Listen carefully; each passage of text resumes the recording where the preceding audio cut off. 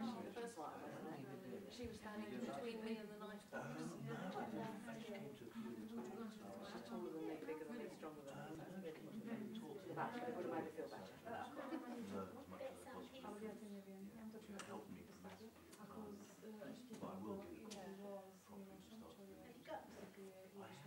Massage my husband is not an option.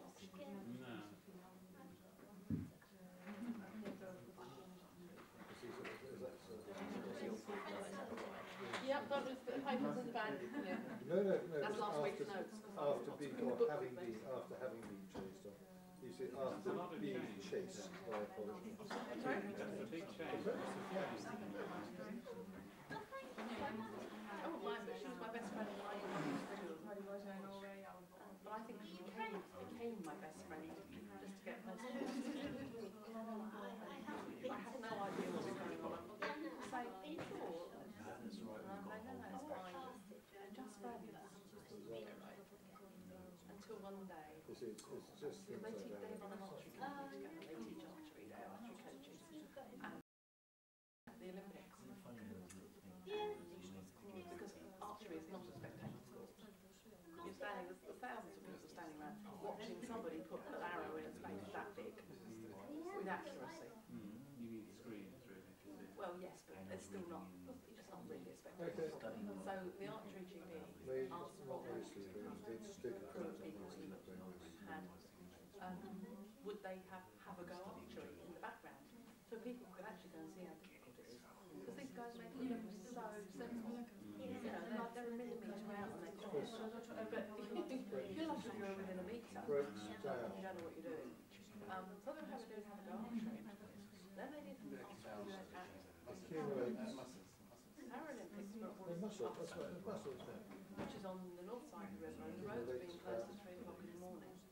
And he just casually announced to his home Thursday night, Friday night, whatever night it was.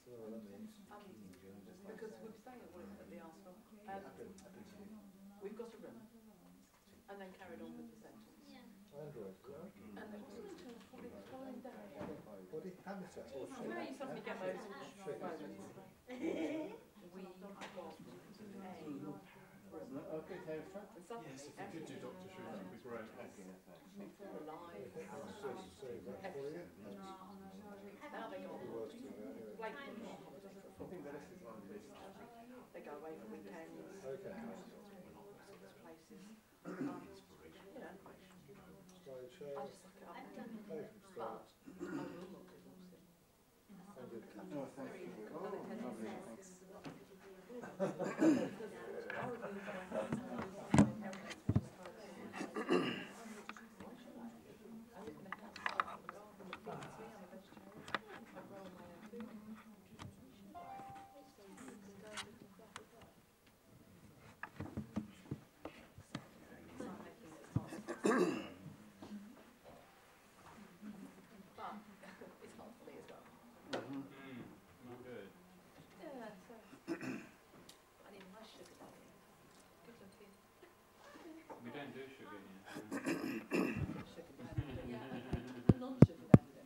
It's okay.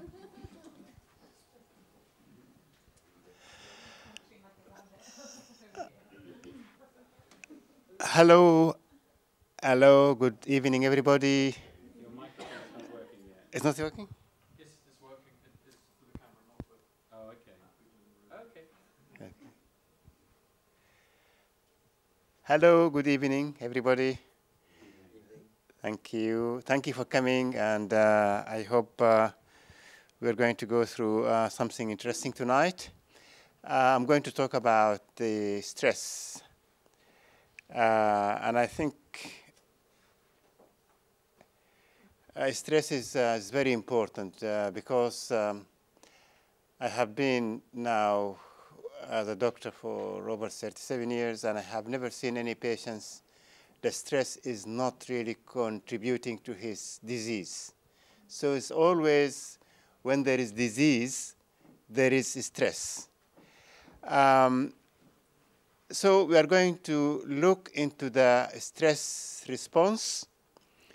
We're going to look into the acute stress, which is the very important, mechanisms we have got inherent, you see, in our body, and it's helping us to avoid danger. Then we are going to look into the modern stress, which is not really what we want, because the modern stress is series of stress, you see, uninterrupted, and this is going to lead to exhaustion eventually, and disease or dis-ease. We are going to look into the scientific basis of stress and the symptoms and signs, and look at the effect of the stress on the different body organs. I think because the stress is going to put the circulation into the most important organs for taking actions, getting away from danger. The organs which are not really involved in this process, the circulation will shut down there. So there's no much circulation going there. And we're going to look into the physical, emotional, and behavioral changes that associate stress or happen with stress, and how to prevent in the first place. Prevention is better than alleviating stress when it happens. So prevention is the best mechanism which we should really look for, rather than leave the stress take place and then come and try to chunk it down. So as I said, the stress plays part in every disease process. And in the hospital, actually, when you see an elderly person coming to the hospital with, say, for example, pneumonia, and the disease or the problem is going on for a day or two, by the time when they reach hospital, they have already lost something like 4 or 5 kilograms of weight. And this is all due to the stress. Because the stress activate the stress hormones, actually, they are catabolic. They break down muscles and take all the fat and put the fat into the abdomen, very close to the liver, to be utilized as strategic, really, reserve. So that's what is going to happen, you see, with any acute medical condition. Chronic stress has got a lot of influence on the different factors, such as diet, sleep, because most of these stressed people, they either eat too much or they eat the wrong food. They are always having some difficulty or disturbance of their sleep. And it also affects the relation and relaxation. And as we know, chronic stress is one of the biggest reasons for the current epidemic of chronic diseases. So when we look into the stress response, this is something which has been built up in us. And it is a way for self-preservation, just aiming to ensure our safety and survival. So by the time when danger comes into the scene, then you mount the stress response. And this put all the resources in the body towards this, going towards this fight or flee the danger. And it's a very primitive response, because if you can see even a very small mammals, you see, they have got the same response. So it is just operating from the primitive brain, the reptilian brain, and any of these living organisms really can mount the same response which we do. And this is the modern stressors. They are all over the place. And this is because modern life actually is characterized by this accelerated pace of life. Everything is moving very fast. There is increased work demands. We have got a lot of negativity, and we are fixating, you see, on the golden egg rather than the goose that produce the egg. And this is why we eventually become vulnerable to stress.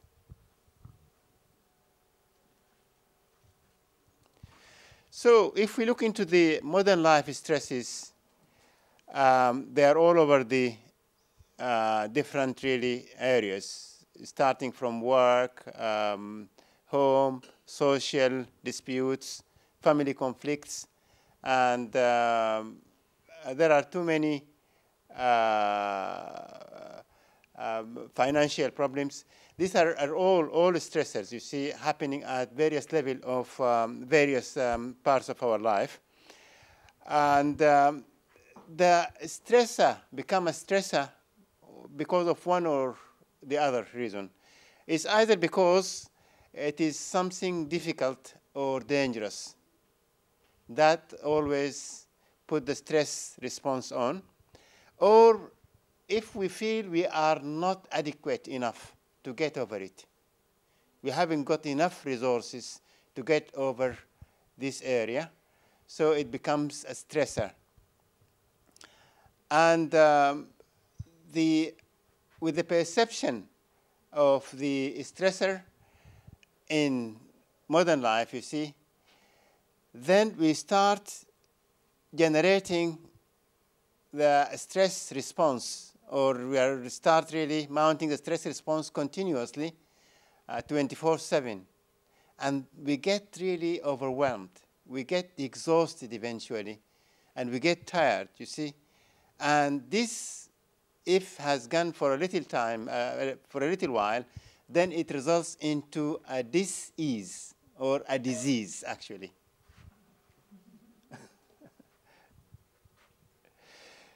We have got two different categories of people. One category of people, when there is something difficult or challenging, they will look at it as something which they could really learn something out of it, something which is going to help them get stronger, you see, and build up themselves, or they feel it like some self-development, really, opportunity.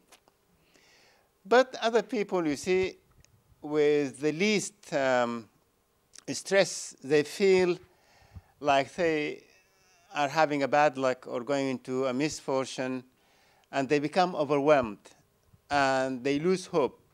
And eventually, they go to alcohol or tobacco or something just like, say, to cover up their stress, or to cover up what they feel, you see. And this usually leads to despair and self-destruction. It's not always, the stress is not always a big problem. It's not always a big reaction or a big response. There is a high level of, there is a low level of stress happening throughout the day. And if you can see here, just before we wake up in the morning, the stress hormone, which is the cortisol, goes up. It goes up. And it stays up most of the day. It comes down after 2, 3 o'clock in the afternoon, you see? And by the time when the stress hormone, the cortisol, comes down, the sleep hormones, the melatonin, start to go up and reach the peak towards midnight.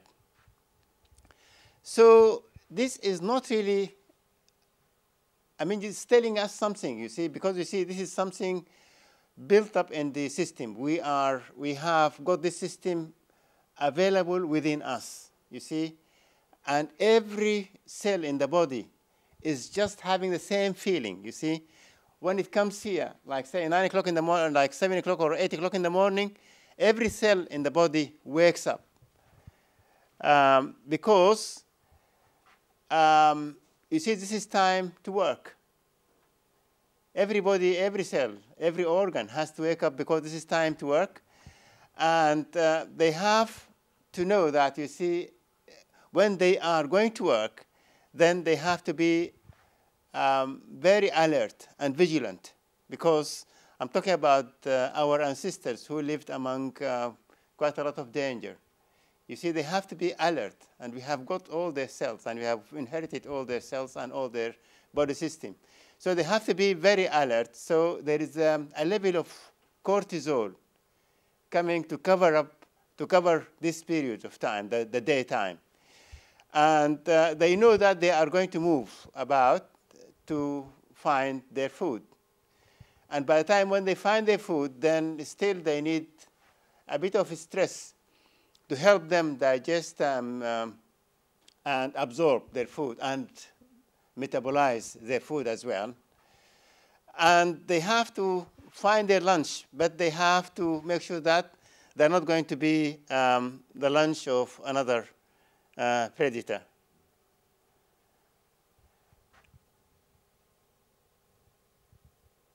And this is the scientific background here. Because stress is two components. One component which kicks on immediately when the hypothalamus, this is part of the midbrain, the hypothalamus, send the message straight to the adrenal gland, which is a small little gland just on top of the kidneys on both sides. Just on top of the kidney, it's called adrenal gland. So you get a message from the hypothalamus to the adrenal gland, and the adrenal gland straight away puts some adrenaline and noradrenaline into the circulation. That's one component, and that is the immediate reaction. There is another component. It's going to happen immediately, but it takes a little bit more longer journey from the, and this what is known as the HPA, hypothalamus pituitary axis. Hypothalamus pituitary adrenal axis.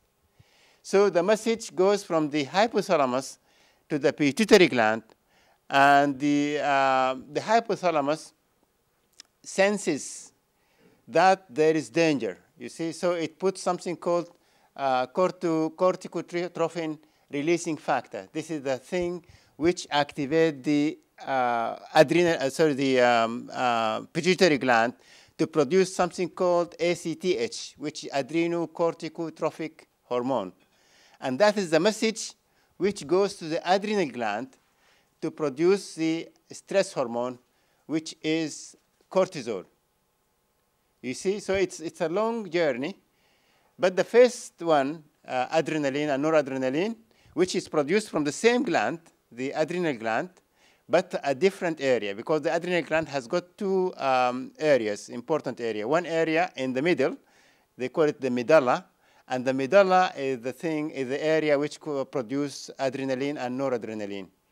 And the outer layer of the adrenal gland is the cortex, and the cortex that produces the cortisol. So the adrenaline is very important because you see, at the time when it kicks on, then the message goes across to the circulation. So the adrenaline gives you the stronger heartbeats, and it gives you the faster heartbeats, pounding pulse, you see, and stronger heartbeats, and it gives you really a very strong boost to the circulation, It also elevates the blood pressure. The blood pressure goes up. It goes to the muscles and the liver and take the glycogen, the sugar stored there, and break it down into glucose to supply immediate energy, and that is going to be towards your fight or flight, you see, to give you enough energy to do that. and then goes around also and mobilize some fat and put them in the middle, very close to the liver. Because you see the fat has to go into the liver to be converted into the foam, which can be used by different body tissue. And the whole work is going towards the circulation and everything, all the provisions, everything is going towards helping three main organs of the body: the brain, the heart, and the muscles. And this is what you need for running away and fighting or fleeing the danger. This is exactly what you want. So the brain, you get extremely alert, very alert. The eye, the pupils become dilated, open, to give you that really visual acuity. The muscles become tense, you see. And the blood pressure up, the circulation is optimal, you see. And that what allow you to escape the danger. This is the stress response. Dr. Sharif? Yeah.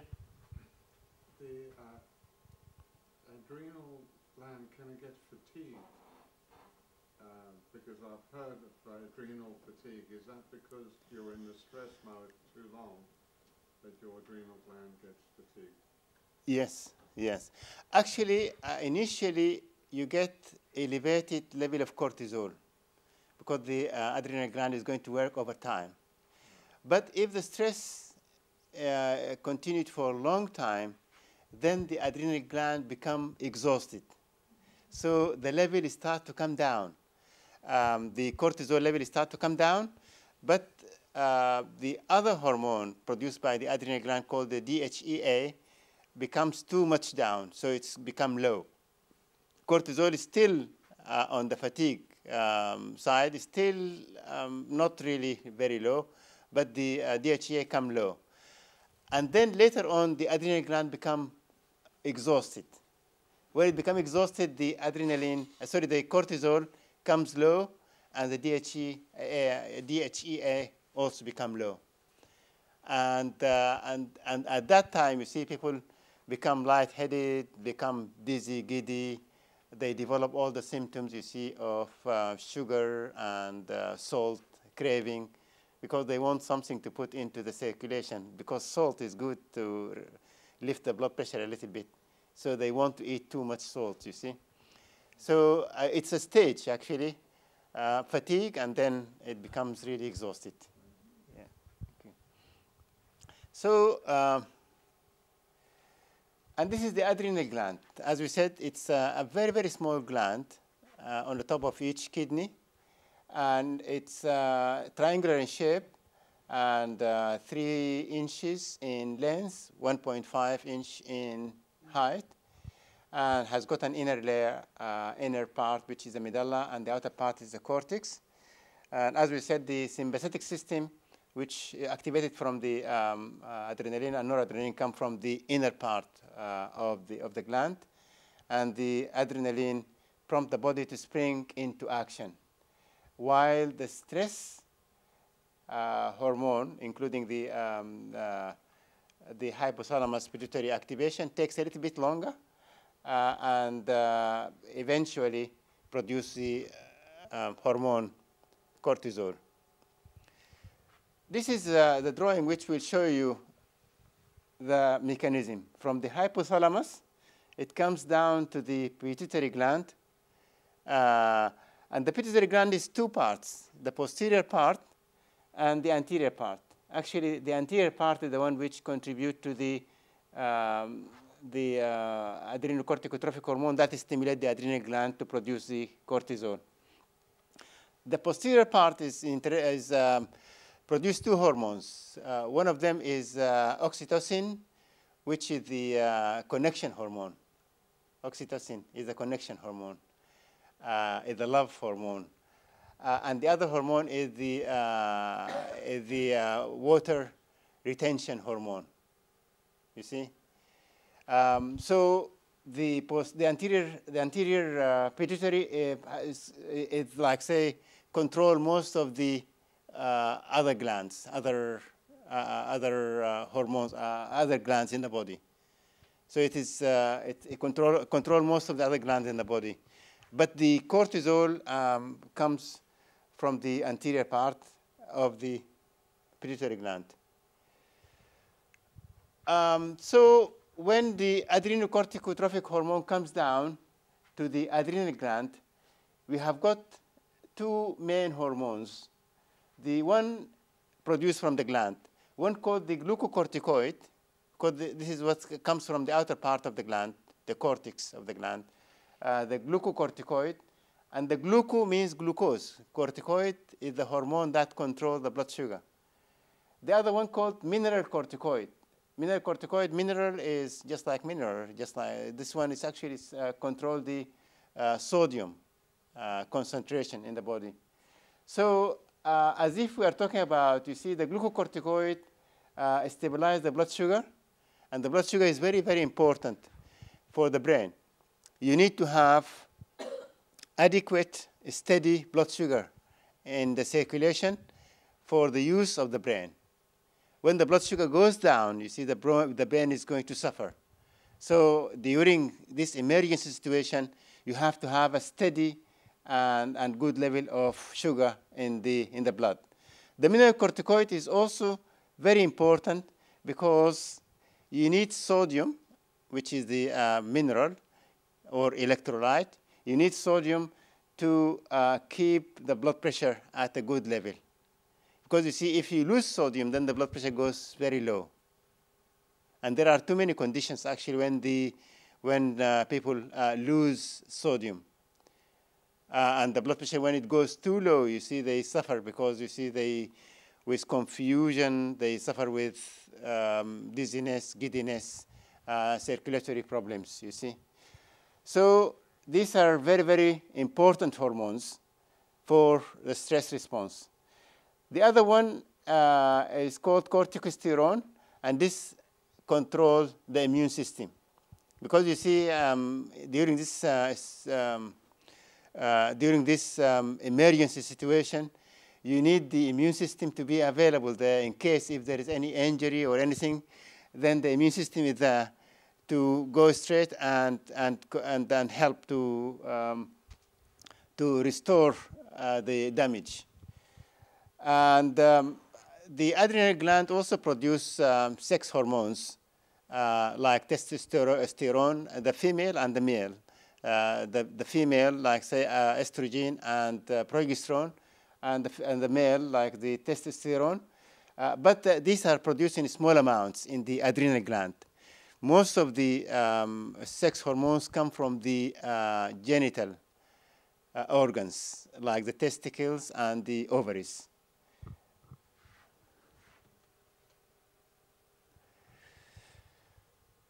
So this is what we have said before about the response of the adrenal medulla that produce adrenaline and noradrenaline.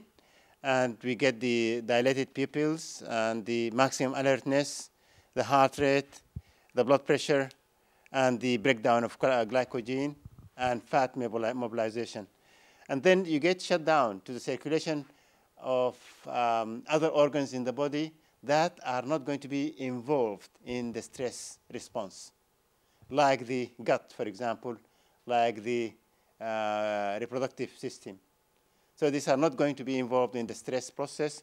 So you get complete, not complete, probably the circulation to these organs will be cut to a very, very minimal level. This is what happens actually.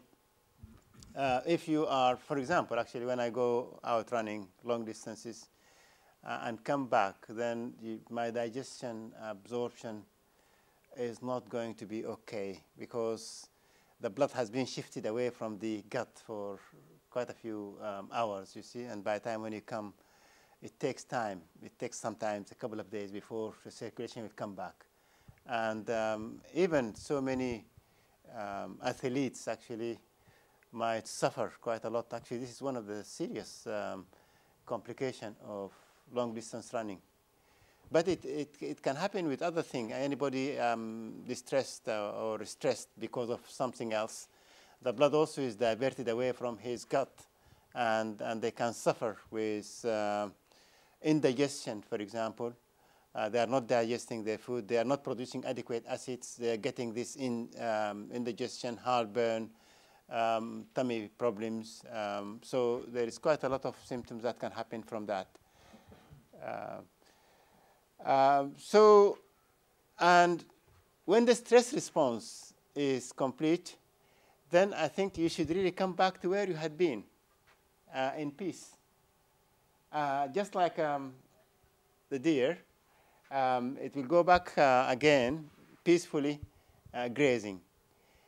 But this is not really what happens with our chronic stress. This is a book, actually, and I think this chap, Saborowski, actually, has really put a very good, really,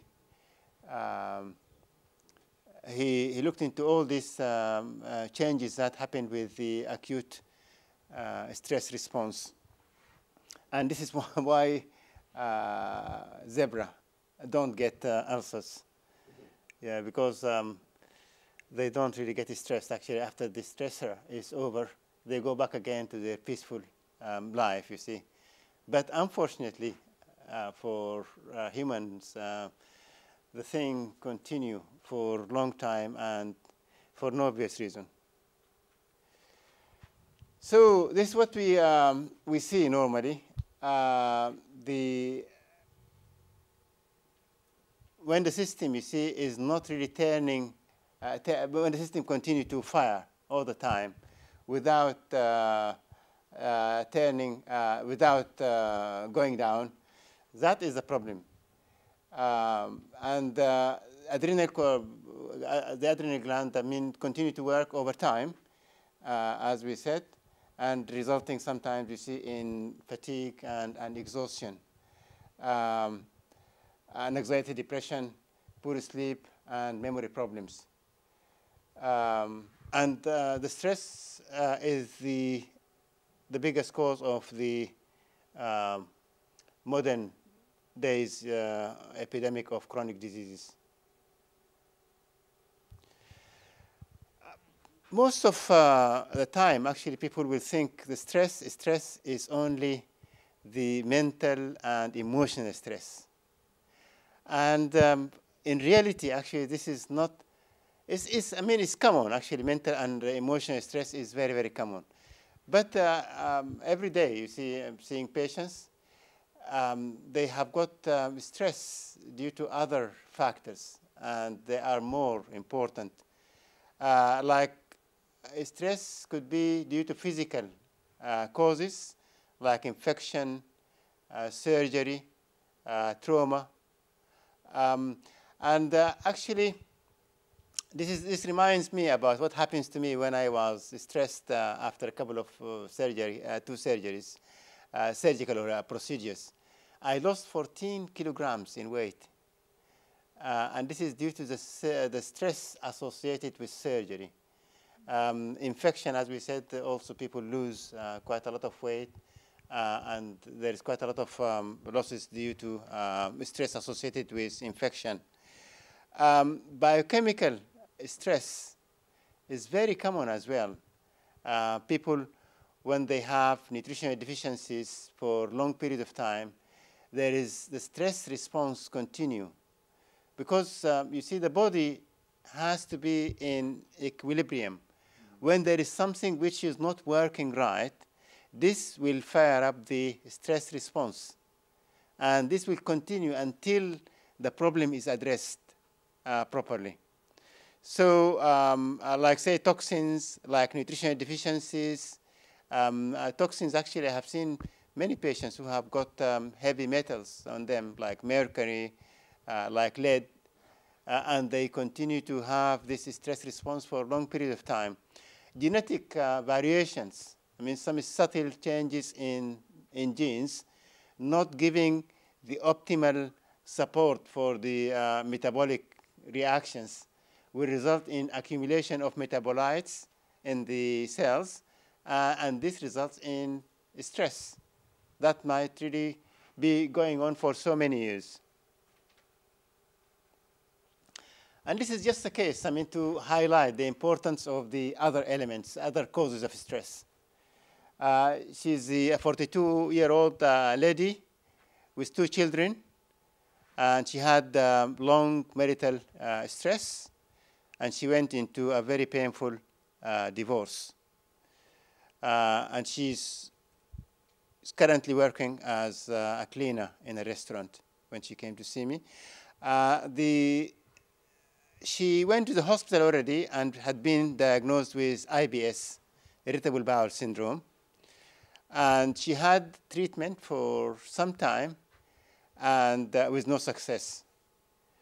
She continued to have frequent bowel motions, particularly in the morning. She goes to the toilet about 7 to 10 times just in the morning with loose motions, no blood or mucus. And she had tummy pain and bloating.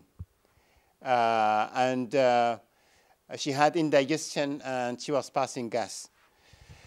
So I took some tests, and the test came back with confirming infection in her motions, in her bowel. So there is infection.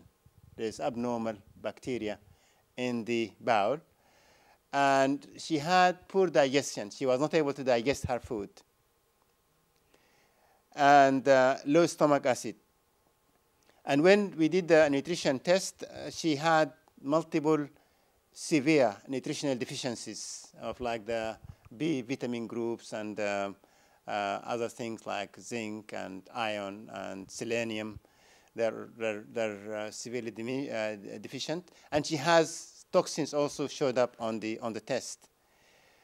So I gave her natural antibiotics, digestive support like acid. Because I mean, she is coming with indigestion, heartburn, and still I gave her some acid because the acid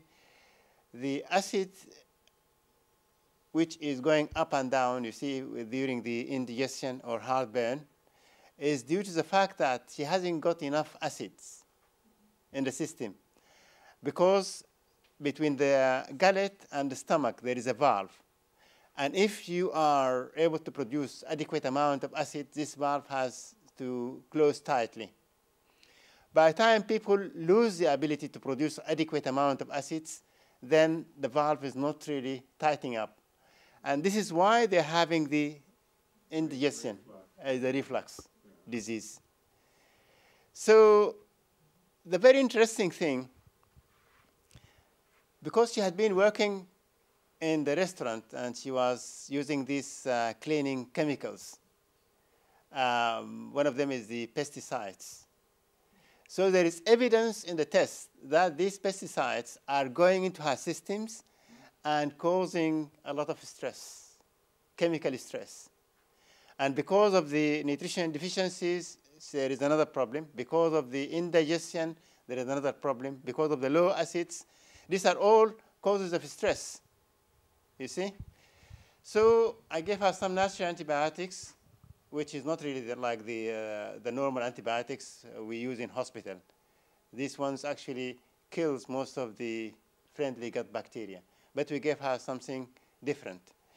Digestive enzymes, acids, gut support, and to stay away from the cleaning chemicals. She also, because of her marital issues, family stress, she had counseling and she had relaxation techniques.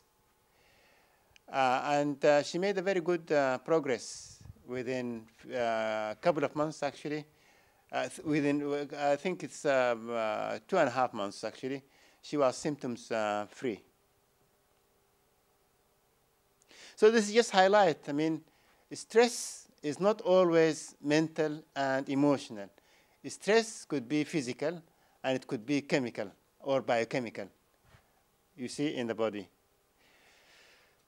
And these are the emotional behavioral response to stress. I mean, the common thing is the eating habits. And people with stress, I mean, they eat more and they eat all the bad food. And there is a lot of alcohol and drugs is very, very common, you see, in stressed people. And there is a lot of emotional issues. Again, because stress put the body into what is known as catabolic state. Catabolic state, you see, the body starts breaking even the muscles to provide, because the body can break the muscles into glucose, a process called gluconeogenesis. So it breaks the muscles into glucose to supply energy, because you see we are in an emergency situation. We need more energy. So now let us just break some of the muscles and put them there. And this is why people with physical or mental or biochemical stress, they lose a lot of weight. You see, because their muscles is broken too. And then fat is moved from different parts of the body into the abdomen, very close to the liver, because the liver is where the factory where convert normal fat into fat, which is utilizable, is usable by different organs as fuel, as energy. And this gives the people the central obesity, the android. They call it android, really, shape. They have got too much fat in the middle, and they have got very thin limbs because they have lost their muscles, thin extremities. This is not really the best image, actually, to reflect this picture. But you can see, I mean, the middle is full of fat, and but the limbs are not really thin enough to show the real picture. We have looked into the gut, and we have, we can say, I mean, the digestion, the absorption, and the gut motility. These are the things which suffer with the stress. Mainly constipation, sometimes diarrhea. And there is change in mucosal permeability. When the lining of the gut are broken, you see the tight junction between the cells in the gut, in the intestine, you see? The spaces between them opens up, and then we develop something called leaky gut, when bigger molecules of not completely digested food goes inside the body. And that is dangerous because these bigger molecules are not recognized by the immune system as normal or as self, because the immune system has to recognize between self and non-self and foreign. Usually self, you see, the immune system will not really react to, but when the immune system sees something foreign, not self, then they will attack.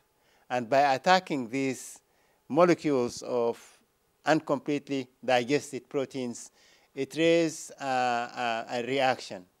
It puts the body into a state of inflammation. And inflammation is one of the things that makes people age faster and develop disease. Because most of the diseases, including obesity, is inflammation. Obesity, heart disease, hypertension, even diabetes, arthritis, even dementia. They're all inflammatory diseases. And if you are able to bring down the level of inflammation, then you can bring down this disease. You can cure this disease, actually. So stress causes leaky gut, and leaky gut can result in inflammation, and inflammation can result in various forms of disease. It also changes the friendly bacteria, microbiota, the friendly bacteria in the gut change them. And the friendly bacteria in the gut nowadays have been a lot of research showing how important they are. Because you see, if you have got the right population of friendly bacteria, then I think these are going to help quite a lot. I mean, if you have got missing items in your diet which are not there, then these bacteria can work, you see, on whatever you are eating, you see, and provide these missing ingredients of food, which is going to be necessary for your health. Again, they will help in the breakdown of any toxins, you see. So they are really very important. You see, the microbiota now is known to influence even the brain health, you see, influence any part of the body. So you do not really want any problem happening there. And it can result, actually stress can result in so many gut conditions like reflux disease, peptic ulcer, IBS, irritable bowel syndrome, inflammatory bowel disease, SIBO, infection in the small intestine. In small intestine, usually there is no much bacteria there. There is some bacteria, but not too much bacteria.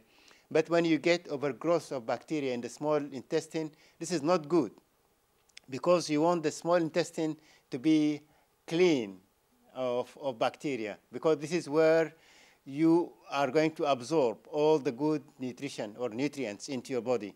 And if this area is going to be occupied by organisms, bacteria, then they are going to work on the food which you are going to absorb, you see, and change it and alter it. So it's not really it's going to affect your nutrition directly, definitely. Again, it's got really very serious symptoms. And then when the lining of the intestine is broken, then it, as we said, I mean, it exposes people to food allergies, and it exposes the immune system to something which is not really going to be like self.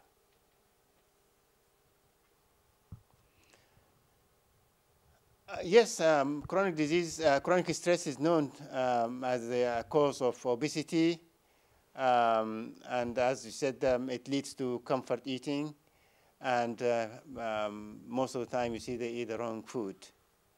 And this is a study in London, UCL, 2,500 men and women. They took, I mean, 2 centimeters of hair from each, analyzed for cortisol. They found people who have got a BMI, body mass index of 30. This is the obesity level of BMI, have especially high cortisol level. And they followed up these people for 4 years, and they found the association between the high cortisol and the high BMI continued as the same. So that is very serious, because you see, if high BMI is associated with high cortisol, that means the cortisol or the stress has got really has seriously contributed to the obesity.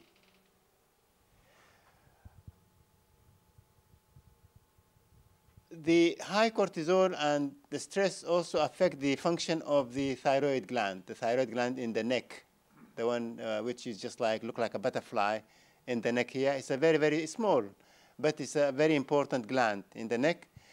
And the cortisol actually slow down the message from the pituitary gland, which comes down to the thyroid gland. So it slows down this message. And again, it works on, because you see, the thyroid gland produce something called the thyroxine. Thyroxine is inactive hormone. It has to be converted into T3, which is thyronine, which is the active form.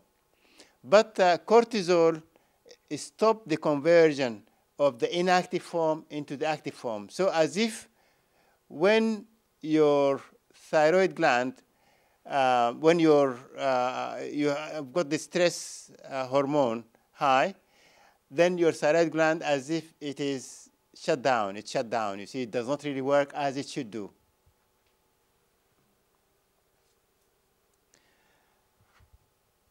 Again, stress can cause poor memory and dementia on too many ways. I mean, it affects it interferes with the blood supply of the brain, and there are too many, the nutrition of the brain. But the most important thing which has been confirmed recently, stress causes degeneration, shrinkage of a very important area in the brain called the hippocampus and prefrontal cortex. These are the area which is important, very important area that is responsible of the memory, thinking, and learning. So this area shrink, and the shrinkage is due to stress. So it can cause either mild memory impairment, or it can cause even dementia when the shrinkage is too much. Respiratory system, you know, I mean, most of the asthmatics, you see, when they get stressed, they go into an asthma attack. That's very, very common. You see, when an asthma patient comes to the hospital, they say, oh, he has heard a very bad news, or he went into a problem with a relative or whatever, you see. So it's a very common cause of asthma attack. And when people become stressed, then they start hyperventilating. And hyperventilation causes something, we call it tetany, when they just start shivering like that. It causes a panic attack, actually. It's like a panic attack, you see. On the other hand, when they continue to breathe rapidly, shallow breathing, that leads to chronic hypoxia. That's low level of oxygenation in the body. And that is very common because, you see, many people, you see, and I think it's the majority of people, you see, they are not taking adequate amount of oxygen, of air, of oxygen into the system. The thing which does not really, you are not really buying oxygen. But still, we are not really taking adequate amount of it, because sometimes, because we are too much stressed, we breathe, we have got this shallow, rapid breathing, which is not helping us. And stress also lower the immune system. And many people with stress, I mean, suffering from stress, come to the hospital with pneumonias. This is interesting here, a condition we call cortisol steal syndrome. Because as we said, the adrenal gland produces the cortisol and the aldosterone. By the time when somebody becomes stressed, so the adrenal gland direct everything you see to producing cortisol, and it's shut down regarding the other things. The most important other things are the sex hormones. As you can see, most of the sex hormones has been blocked. You see, pregnenolone has to go to DHEA, it's blocked here. Progesterone has to go to androstenedione, it's blocked here. So production of things like testosterone, estrogen, different form of estrogens is blocked. And that is not really a big problem in a younger person.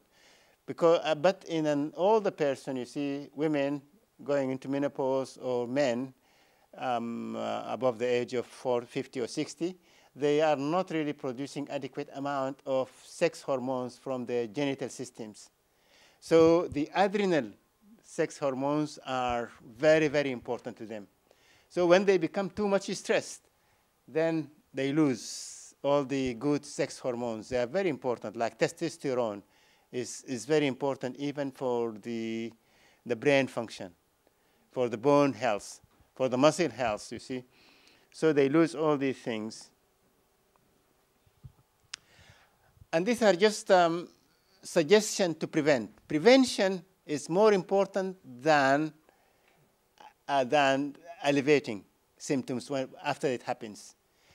Because, I mean, if you can look at these things, they are very, very simple things. Change your perception, most of the time. And actually, I started thinking about these things for a long time. And I found, you see, just changing my perception. I have been talking to somebody, and I just felt bad about it, and I just wanted to be a little bit stressed. And then I came to myself, I said, oh, probably he might meant something different.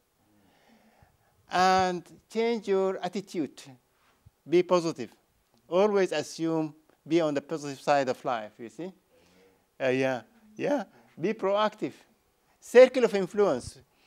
We have got a very small little circle of that you can influence, and a bigger circle out of your control. So I would really work more on my small circle and leave the bigger one. Time management, get organized, and learn to say no. That's very important.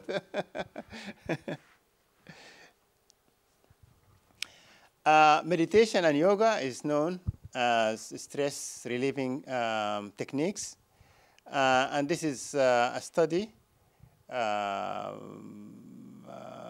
female, 90 minutes of yoga, twice weekly sessions, and it lowers morning and 5 p.m.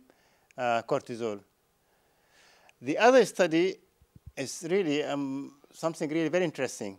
This is meditation and yoga, a lifestyle intervention, and these elements here, 8-hydroxy-D-guanosine, ROS, and cortisol. These are very serious things. These are the stress, they call it oxidative stress. Oxidative stress, this is one of the serious damages that can happen to the body. And you see, by just doing the yoga, reduce oxidative stress markers and cortisol as well. Connection, this is what you're doing here. This is what you're doing here. And it's really very, very good. Religious participation, this is a study. It's a scientific study. And it is 1,470 patients, participants, baseline and 10 years salivary cortisol. And they have followed up these people for 10 years. And it's showing really a steep slope of healthy cortisol over 10 years' time. This is just because they have been participating in the religious activities as you are doing.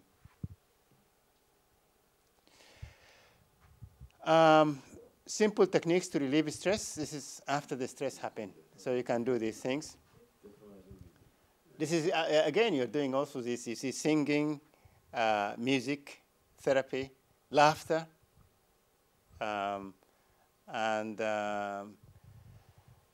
usually you see the stress response is automatic.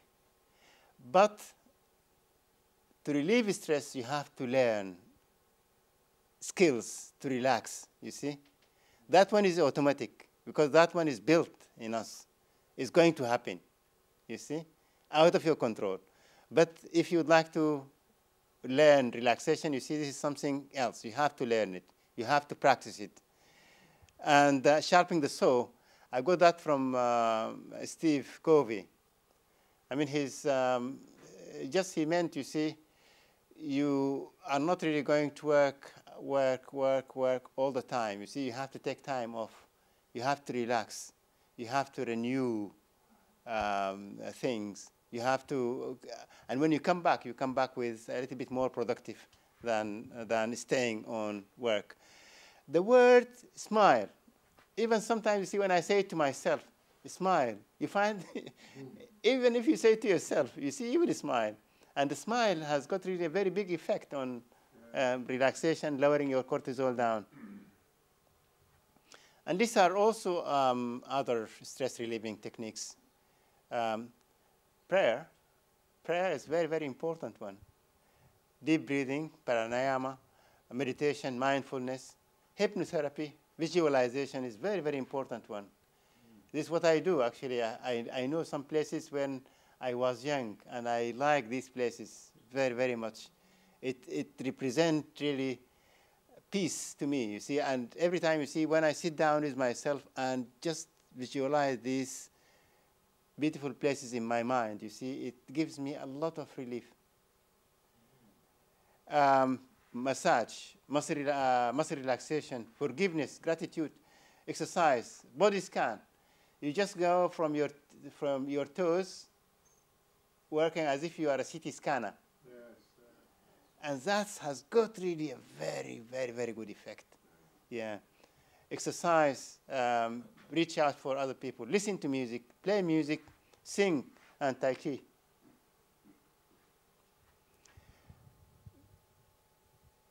And you have to improve the other lifestyles, your food, your drinks, exercise, and relaxation. These are the essential supplements. Can you explain what you mean puff out adrenaline there?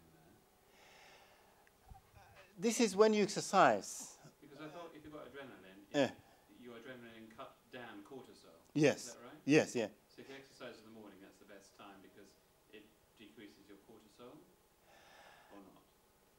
I'm not really sure about that, but when you exercise, I think this is part of the thing which comes out in the breath, you see? If you have got any excess adrenaline or noradrenaline, these catecholamines, you might puff them out. And that reduces the level of this stuff, you see? That's one of the benefit of the exercise. Yeah. Tai Chi, yes, as well. Yeah. So I think, yes, in Tai Chi, yes, it helps quite a lot. This is why Tai Chi has got really very good benefit in terms of relieving stress. And then these are the essential supplements: magnesium, vitamin C. The adrenal actually love the pantothenic acid, which is vitamin B5 and B7, and the zinc and folate. And these are the adaptogens which you can use for the adrenal, to support the adrenal gland. Because you see in the adrenal gland, as we said, at one stage you have got high cortisol and you want to lower it down. And at other stages, your adrenaline goes just flat and you have to lift it up. So different adaptogens have got different, really, effect. So I think, as we know, stress is very important response, which we have been given to ensure our safety and survival. As we have seen, modern stressors are firing continuously and resulting in dis-ease. So we need to break down this continuous, either by being proactive and stop the stress happening in the first place, or if it happens, then we have to learn some stress relieving techniques. And thank you very much indeed.